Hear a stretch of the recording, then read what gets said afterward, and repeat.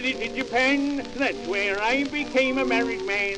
Took a little walk, met a little girl, had a little talk, put brain in a whirl. Went to her house, had a cup of tea. In came her father, looked at me, faithfully promised to take my life if I didn't make his girl my wife. A nice old muddle I'm in, you see. With Japanese life I don't agree. A nice old mug they've made of me. I'm a mixed up half and half poor Japanese. Of course, you know, I'm not a real Japaner.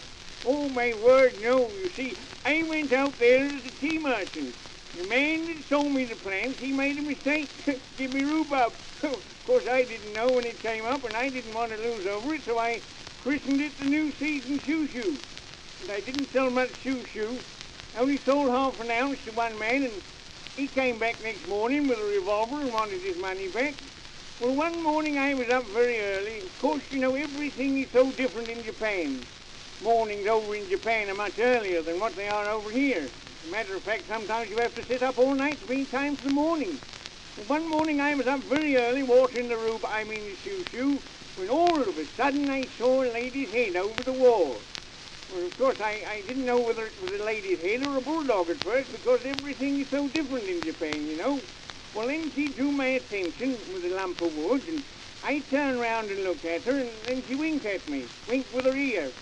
They don't wink with their eye over there. Everything's so different, you know, in Japan.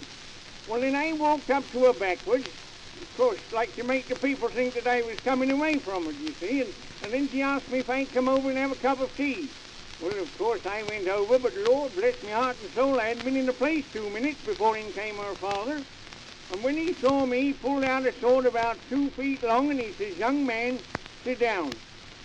Well, of course, I didn't understand much Japanese at the time, but when I looked at him and then I looked at the sword, I thought he don't want to kiss me, that's certain, so I sat down.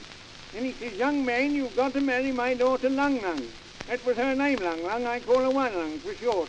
I said, if it's all the same to you, I'd rather not get married. I'm already married, and I've got a small wife and a large family at home, but it was no good. He pulled the sword out again, and, well, to cut a long story short, I married this girl, and, oh, Lord bless me heart, what a funny way they've got to marry you over there.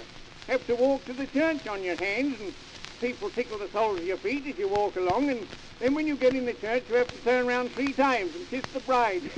I turned around 3 times and fell in the collection plate. Made 1 8 over that.